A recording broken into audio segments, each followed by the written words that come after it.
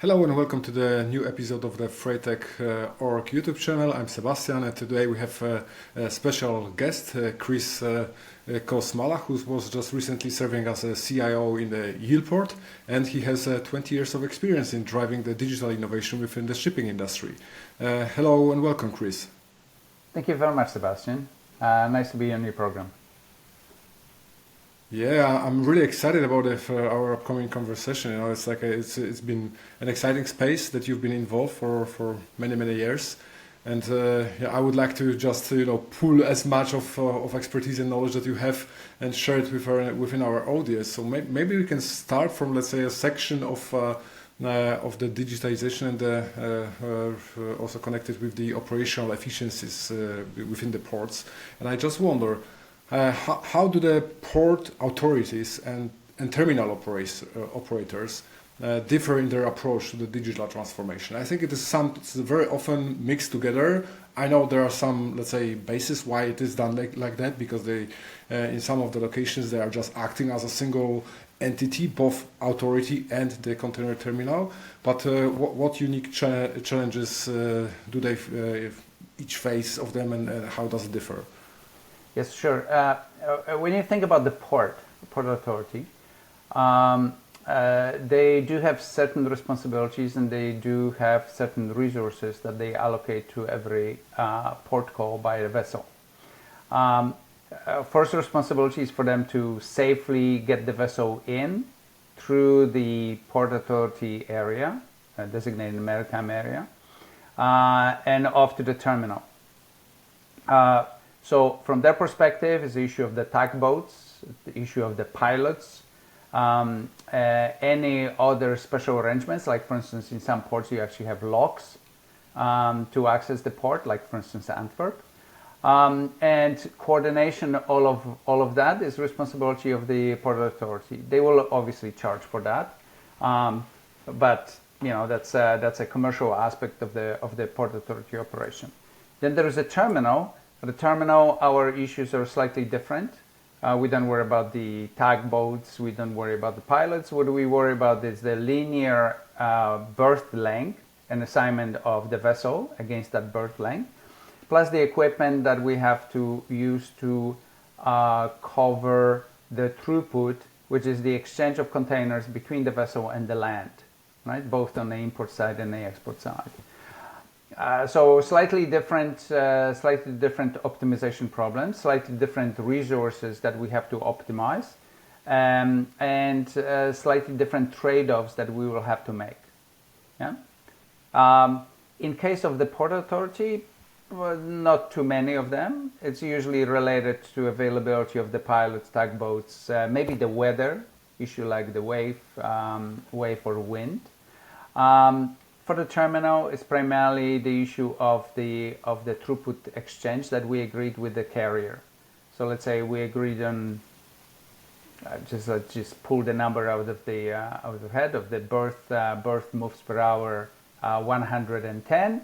Okay, well it's 110. Our cranes are doing 25 per hour, so therefore I need to have 4.5 of a crane. Right, so therefore I need to allocate this in such a way that I cover my 110 or 120 that I contracted with the carrier. All of this is obviously related, right? Because obviously how the tugboats and pilots bring the vessel to my berth, I have the timing at the berth, the time window. But in a sense, it's also disconnected, right? Because it's like different set of constraints and different set of resources. Mm-hmm. All right. So if we could focus on the container terminals, then I think it is much more exciting space for all of the shipping, let's say, parties involved in that. And you've been in that for many years. I've just mentioned it at the very beginning. What do you consider like an essential first steps for the terminals to begin their digital transformation journey? Well, to us, if you think about this, the vessel operation itself is less of a subject of digitalization, right? I mean, obviously there is a linear berth assignment. So like you can say, okay, I am going to use optimization, mathematical optimization, to allocate the vessel in such a way that it does not block any other possible vessels to be handled at the same berth, right? That's usually in the terminals that have a big linear aspect. So let's say 5 kilometers of the berth. Okay, there's multiple places to put up a vessels, between 200 and 400 meters long, right? However, many smaller ports or medium-sized ports, they actually have very specific berths which have a length of about, let's say, 300 to 400 meters. So it's obvious that the issue is not of the linear berth allocation. It's just the decision of essentially which berth I can put that vessel against. So I have enough cranes on that berth to actually deliver on a throughput rate that I contracted with the carrier, right? So slightly different. So, but the digitalization starts in a big way at the automation of the yard. So the moment the containers get moved off the vessel, they land in the yard. Okay, they will be awaiting over there decisions by customs to essentially release the container. Also availability of the truck that will come in to pick up that container. On the export side, all of the containers have been procured by the customs, so essentially they're ready to be loaded, right? So our issue is essentially of just putting them in a particular place, in a physically together location, and just load them up after we finish the discharge. So that's a physical aspect of digitalization, which links with automation of this delivery to the yard, and then from the yard loading onto the trucks and sending them up off to the gate. Then there's the logical aspect of the digitalization, right? As you know, the container cannot just be simply removed, right? It has to be cleared. It's cleared by the customs, sometimes police, sometimes other regulatory agency. And essentially what is happening is that we as a terminal, we just sit over there and just maintain that container in a space, in our stacks. When all of the activities related to the release of the container is completed, the carrier gets informed and the carrier tells us, saying this container is ready for the release. At that moment we issue the PIN code, right? The truck enters the terminal, arrives to the particular stack, and we load the container on, off it goes, right? Gets cleared to the gates. Is that connectivity between the automation side, so it's the machinery that moves the container about, and the logical aspect, which is essentially the flow of the documentation that gets recognized by the carrier, by the terminal, by the port authority, by the customs, by police, by whatever other agencies involved, that always needs to be synchronized. Because the biggest, after all is taken away, our biggest issue is the key constraint in a terminal, which is space. Essentially for us, any container that overstays its welcome, it's a bad move, right? Because essentially it blocks the space. And if you're running a container terminal that is actually close to the capacity, the last thing you want is anybody to overstay the days free that we actually grant to the carrier for any particular container that gets discharged or is ready to be loaded. So that way, essentially, we have to manage that. So digitalization to us is also, to a great extent, optimizing that yard space in such a way that we never get overloaded. So when you're bringing the container in, we'll never tell you, sorry, don't come. We cannot take your container in. And when you're coming to pick up a container, you're actually coming in and picking it up at a time where we say we're ready to release it to you. Right, so it's a game of time and space, right? Plus, of course, there's commercial realities of all of this, right? There are charges and fees and so on, but it's primarily is a time and space that gets that is used as a constraint in our mathematical modeling, and then of course optimization of our decisions in the terminal. Yeah, I think during the pandemic, there was a time where the peaks of the utilization of the container terminals were actually exceeding 100%. It was like the first time that actually I've started thinking about it. When you've seen in the news that some terminal is running at 110% of the capacity. It means like basically the boxes are stored everywhere possible. That was the case at some point of time during the pandemic. But I completely understand that it is designed for a certain capacity to actually and throughput. And then everything on top of that is actually not linearly, but exponentially extending, let's say, the complexity of the. No, of the you're operations of absolutely the right. terminals. You're absolutely right. In fact, actually, 100. Let's say somebody announces, okay, our terminals are running at 110% capacity. The reality is that at about 80% of the capacity, this is in a stacks. So this is the yards that we use automated machinery or non-automated machinery to essentially move the containers about in the stacks. After 80%, 80 to 85%, you're talking about expansion. You really need more space, right? Because it is nearly impossible to move the containers about, to keep rearranging them in the stacks while waiting to offload the import containers, which is send them out on the trucks through the gate out, and export containers, which is an accumulation of the boxes that have to be loaded on the vessels, right? So in that case, when it's 110, that means that we already use some other space, which most likely is not machine operated. We would need reach stackers, it essentially means improvisation at the terminal.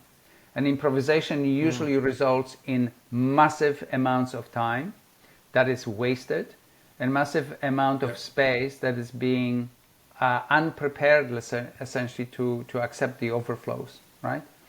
And that also means that number of trucks and number of machines that are being used is also constraining itself because we're creating bottlenecks inside the terminal, okay? Increasing the inefficiency the moment we exceed 100%, right? But that's one aspect. But you're absolutely right. During the pandemic, we had a lot of issues, and they were primarily related again to the dwell time of the container. So let's say, as a container terminal, we would agree with the carrier that they have a certain number of days free. So let's say it's between 3 and 5 days free, which means we're not charging for that container to stay in our yard, okay? And we trust that all of the regulatory compliance issues get resolved. That is, customs clears the container for release. The carrier informs the shipper to pick up the container, and the shipper is actually ready with their truck, arrives to the terminal and picks it up, right? Any misalignment between the days free and the actual time that the container dwells inside the terminal is the reason for congestion, for a bottleneck. So that's a physical aspect. Yes, of course, we are charging for you to overstay the 3 days, right? Let's say between 100 to 200 euros a day, okay, for every day extra over the days free. But the problem is you're consuming space. And the space is the one that is the key constraint in a terminal. We're not elastic, we cannot expand. So to us, while it's an extra revenue, so on one hand is a reason to celebrate, on the other hand is a congestion. We don't want you really to overstay your days free, because we plan everything for days free, durations that you'll be staying over there with your container. So you've mentioned that this synchronization is very, very important. And when I think about this, let's say synchronization from the system integration point of view, I can imagine that, the first you have a shipping liner, let's say system. They know what containers are on board. This information is supposed to be shared with the container terminal, just to let the terminal know what to unload. Then there you have the terminal operating system that is basically managing everything in yard in terms of the operations, and then you have also, let's say, port community system, which is usually involved within the customs and actually releasing it to the market, right? The beginning was very good. I'm not sure about the last step, honestly speaking, because I've seen a lot of different models in that. So in a port community system, you essentially see the basic information to tell you how efficient the port operates. So let's say you will see information like the vessel arrival times, vessel departure times. You will see information about congestion at the gates of the particular terminals in a particular port. You may see a backlog of containers awaiting customs inspections. You will not see the details in PCS, okay? Mm-hmm. For that, you need to essentially enter your information into track and trace application, which is either offered by the terminal directly to you, or is offered by the carrier, okay? And you can check with the carrier. Now, in some cases, for instance, with the Kunenago, let's say you go to their portal, that portal fetches information from the carrier, maybe fetches information from the terminal, and it says, okay, well, this is the congestion situation, and this is the potential time to release your container, right, to you. You're absolutely right. Everybody passes a lot of information around, but some of that information must stay between any two parties exchanging that information. It will not be released publicly to everybody who is interested, right? So that's an obvious precaution, obvious security approach. But in essence, there's plenty of information, plenty of data being shoveled between the terminal and the carrier and customs and the terminal. Maybe there is a police involved, maybe there is quarantine involved, and so on. We, in most cases, use either EDI or custom packages, which is interfaces, which allow us to exchange that information, or web services. But in essence, in every port, we build them custom. We build them specific to the expectations of the agencies operating in port and the carriers operating in port. So big effort for us. Yeah, sure. So when the vessel arrives, is there anything beyond the container number, container size, and the list of all of the containers which is shared between the shipping liner and the container terminal? When the shipping line tells us that there is a vessel coming up and there will be 200 containers discharged at this, and these containers are in the following bays, locations on the vessel, right? So we essentially have a stow plan, right? We remove them from there. So at this moment we know the container number that had to be offloaded or discharged at our particular terminal, and they also tell us that they will be picking up the following 200 containers, so we'll pick them up from the export stack and we'll put them on the vessel. What we don't know is in many ports we actually do not have the information where these containers will eventually go. Everything what we know is the list of the containers, list of the numbers of these containers, and we will receive over time. We'll receive the information from customs or from the carrier, which will receive the information from the customs that the container is ready for the release, and it's all good. There will be some commercial differences between some of the terminals where the terminal charges get charged to the shipper, obviously, always, but they may be charged through the carrier, in which case we'll send the invoice to the carrier will put it on the total bill to the customer. But in some ports, in some countries, we actually charge directly, in which case we actually learn who the shipper is. We still don't know the destination of that container, right? Yeah. But we only know, who eventually will pay our bill. But, like I said, there are minuscule differences. But in essence, as a terminal, you know how many boxes will land in your yard. So I used the number of 200, but it could be 2,000, it could be 12,000. right? You have to find the space, and we actually plan the space in our import yard accordingly, guessing essentially when the shipper will pick up the container, subject to release by the customs. And this is one of the big games in mathematical optimization that we use in the terminal, right? Where we essentially attempt to predict the total dwell time per every container as the container relates to a particular shipper or particular history of being discharged from that particular vessel, that particular service, and picked up by that particular type of trucking company.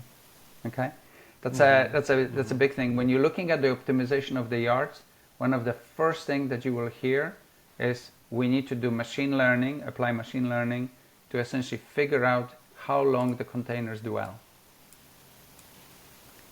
Yeah. Are there any standards that are just helping actually calculating that? Because for all of the machine learning models, making it comparable against each other is like a key for me, right? To no, so we use the history. So let's say you're receiving DCSA, which is doing a lot of stuff in the space. So I'm not sure if there's anything. No, so DCSA does not do the dwell, right? They only essentially say this is the standard how the information about the container can be transferred between the carrier and the terminal, right?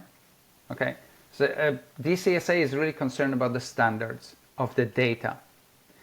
But it is your responsibility at the terminal level to actually calculate the dwell time. So essentially, we play with various models, machine learning models, okay, which allow us to more or less predict with some sort of certainty, right?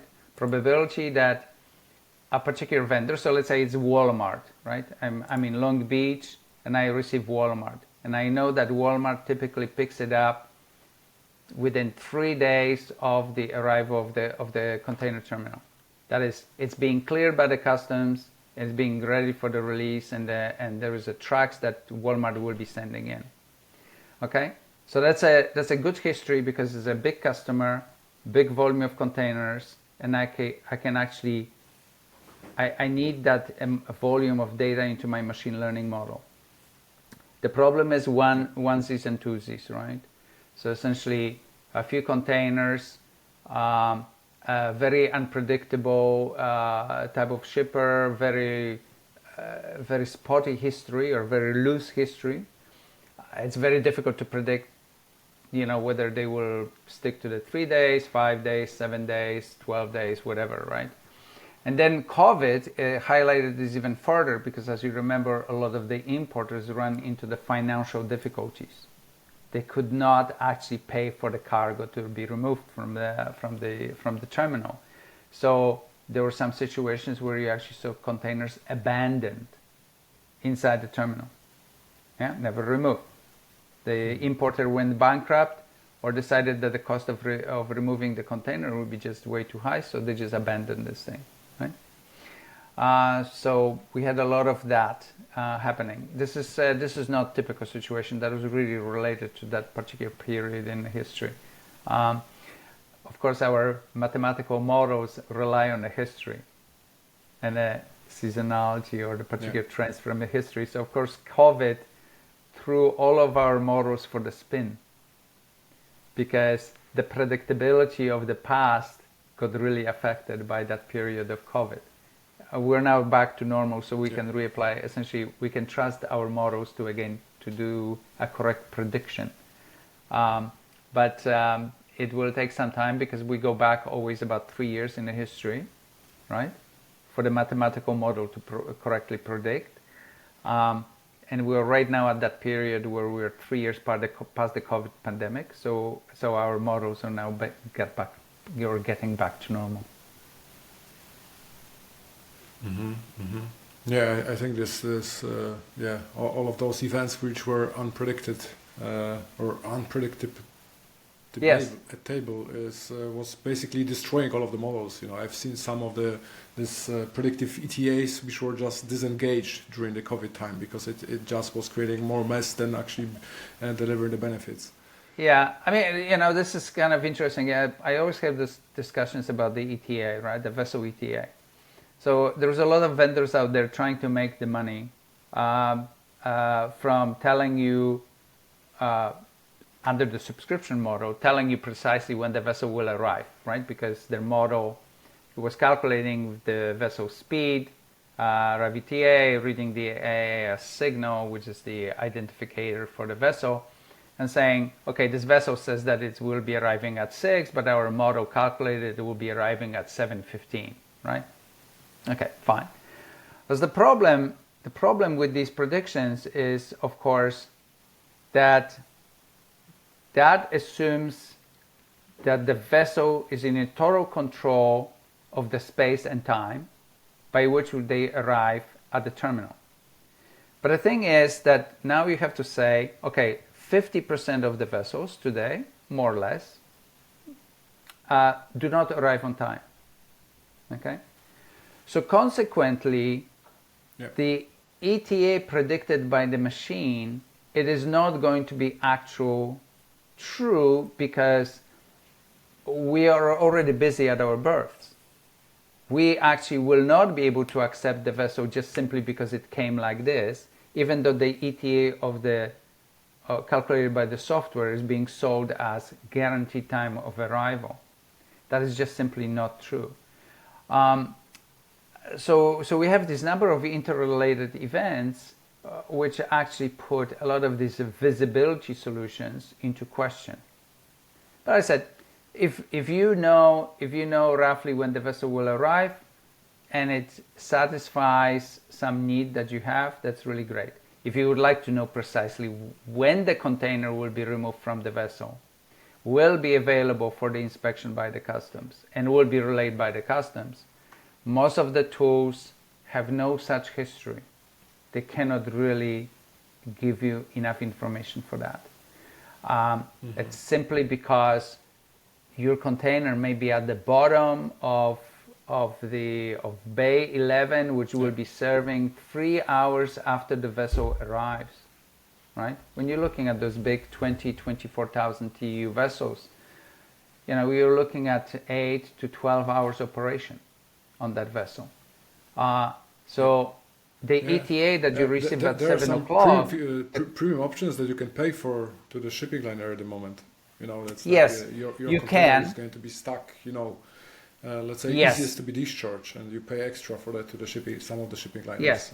So then when you look at the vessel, right, you have 11 containers below the deck and 8 containers above the deck. Okay, so that's about 18 containers in the stack.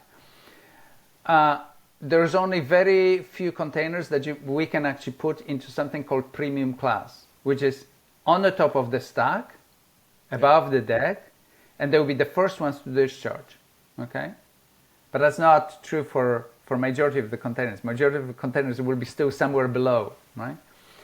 So therefore, just because the vessel arrives at 6 o'clock does not mean that your container may not be unloaded until 9 o'clock, right? So we don't do this just in time for the container pickup.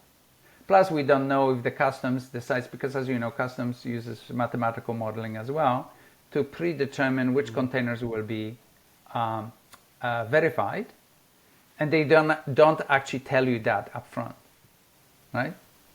So you just simply have to wait for the moment you release, you receive the advice that your container is released and it's ready for pickup. But anyways, I mean that's aside. In most cases, we try to serve as a terminal container terminal. We try to serve everybody as quickly and efficiently as possible, right? Which is save our customer, which is the carrier, remove the containers as quickly as possible, load new containers on, send the vessel out, and at the same time, when you come in with your truck, we'd like to load you up as quickly as possible, send you out to the gate, because any trucks inside the terminal is affecting our capacity and congestion, right? In our terminal operating system, we set the maximum number of trucks moving in of, let's say, on the import stacks, serving import stacks, moving through the gates. And we say, let's say number is 180. That means if your truck number 181, you have to wait at the gate, right? So we try to make sure that that we understand essentially when things are happening. This time coordination is really critical for us in a container terminal, right? Because any misalignment causes congestion.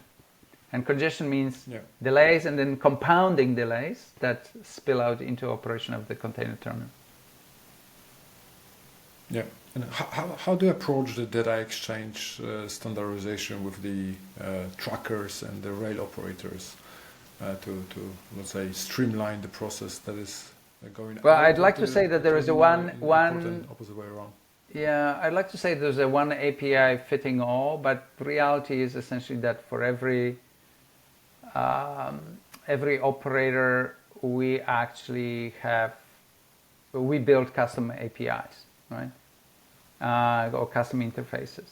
It's just the reality of the operations.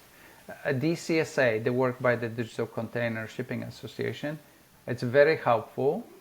But let's put it that way, you know, sometimes you need two sides to observe the standard, right? If only one side applies the standard, the other one doesn't, then you still end up essentially building a custom interface, right? With the railway companies, it is relatively easy. With the barges, it is relatively easy. With tracking, it's a little bit different, right? So that's the reason why you have a lot of the vendors right now in this space where they essentially try to coordinate the trucks and the operation of the terminal and the discharge of the containers or loading of the containers.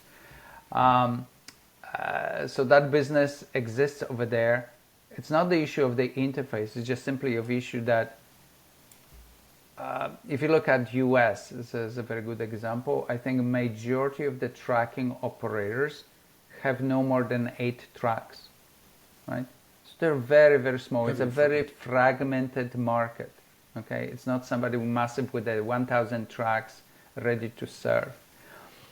And having one standard, one platform would be ideal. But the reality of today is essentially either I have to build 8,000 interfaces to 8,000 tracking companies, or ideally I just put it up on some sort of a platform and then, you know, from there it just gets distributed. But it's outside of the peer review of the terminal.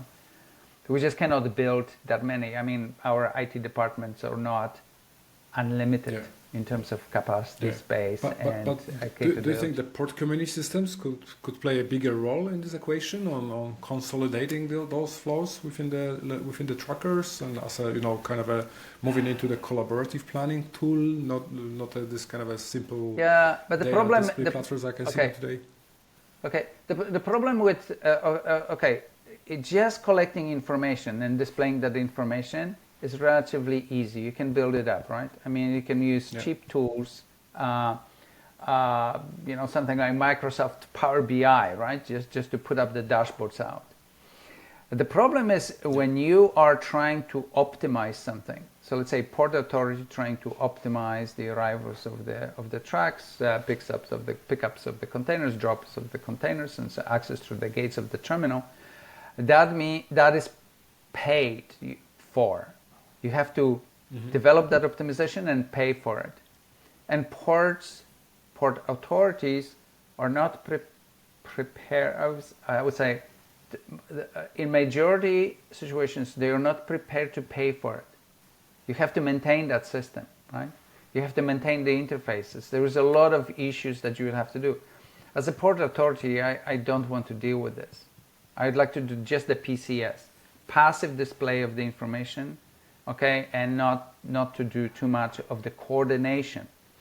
Now, if I recall, Port of Los Angeles went in and decided, let's say, to coordinate a little bit more, but even they, at some point, they had to stop it, right? The development of the optimization systems and the scheduling systems just went outside of the boundaries of what the Port Authority was prepared to pay for. So they display more information about PCS than some PCSs that I've seen around the world, okay? But it's still not an attempt to the planning and scheduling inside that application, okay? You have to do this itself. So this is this is one of the big issues that you have to consider is where should you have this optimization, and who should pay for the software that actually does it, right? Is it going to sit inside TMS, a transportation management system? Is it going to sit inside TOS, the terminal operating system? Is it going to sit inside PCS, the port community system? Or is it really exclusive, it's somewhere out there, it's maybe yet another party? Because there is a real cost to this, right? You need mathematicians, you need data scientists, right? You need algorithm builders, and then you need software to actually be maintainable. Okay, that costs money. Obviously ports or terminals would be reluctant to pay for it. That's the reason why there is a room for these third-party companies, right, which tries to sell you essentially these kind of platforms. And you will see this for quite a while, just because of the nature of the optimization is that there is nothing that is out of the box. The model of the optimization for a particular port has to be really specific to the particular port. You cannot just simply reuse it port to port to port to port. Mm-hmm. Yeah, it makes sense. Kris, what trends do you see nowadays that are upcoming, let's say in the next 5 years, as an emerging technologies and the adoption of some existing ones at the, let's say, terminal side of the business within the TOS? Okay, so for the terminal, so for the terminal, I was thinking, what you will see, one of our past problems is when we talk about automation, we talk about terminal operating system which has no optimization, driving equipment which has no optimization, okay? And this equipment sometimes can come from multiple vendors. The cranes in a yard may be different from the crane manufactured in the shore. I mean, ideally you have everything from, let's say, Kalmar, right? And therefore you can apply Kalmar software to help you to optimize now the movement between the various zones in a terminal, okay, using one single software. Yeah. But in reality is, in a yard you may have connect cranes, okay, horizontal transport may be Fernride, STSs may be from ZPMC, okay, and each one of these hardware responds to its own equipment control system, ECS, right? Which means now these multiple ECSs have to come to some sort of an optimization platform which sits between them and the TOS, terminal operating system. Here I would say there is ongoing work by TIC, that's a Terminal Integration Community 4.0. I don't know what I would say, it's TIC 4.0. That is a good initiative. This is something similar to DCSA, right? On the shipping lines some time ago. Side. That whole organization has the right idea. So that is something. So the new things is now that I would see, the new trend is somehow leverage this definition of interfaces that or maybe done by TIC 4.0 or maybe somebody else eventually, to actually drive our equipment more efficiently. The second big trend that I see is essentially, remember these processes that I mentioned. When we pass the information between the carrier and the terminal and the carrier, terminal and customs and a carrier, customs and a terminal, and maybe there is a port authority as well. We now use workers, physical human workers, to send emails, to pick up the phone, to quickly call. Yes, we do have EDI, but when it comes to solving a problem, we still pick up the phone, more likely, right? What is happening right now with these GPTs, of which ChatGPT is probably one of the most common examples. So the transformers, they will allow us to move our processes to agent a digital agent to digital agent talk. So you will see over the next few years the removal of that human intervention in the process. Okay. At this moment, we removed the humans from the inquiry part of this. Where's my container? What's the status of my container? When it will be released? Those things now are answered by digital agents. Okay, but when the customs informs somebody now saying, okay, this container will be actually inspected, and therefore it needs to be delivered to the inspection station, and so on. At this moment, we just pick up the phone, right, to make these arrangements. I would say over the next few years, you will see a digital agent of customs talking to a digital agent of the terminal, talking to a digital agent of the freight station. Okay, and they will actually communicate, agree, and smoothen the flow of the container, movement of the container to a particular facility, and then eventual release, right? That, I think, is a good trend. So what is happening right now with ChatGPT and with OpenAI, what they're doing with their large language models, you will sooner or later see the application of that in the terminals, where we'll actually remove additional layers of human communication, which right now is indispensable for us to complete certain operations. Okay, so that's a digitalization of the logical process. At the machine level, stuff like synchronizing the interfaces and the data that flows through these interfaces, so initiatives like TIC 4.0, and on the logical level, probably no synchronization right now, right? Because it's all very unique to each particular port and each particular terminal and each particular carrier. Okay, but what how AI is progressing right now, I would say this is going to be a huge impact in terms of removing human interactions from the process. And when you remove human interactions, that means you accelerate the process itself, plus you remove the costs, which is a big thing for us.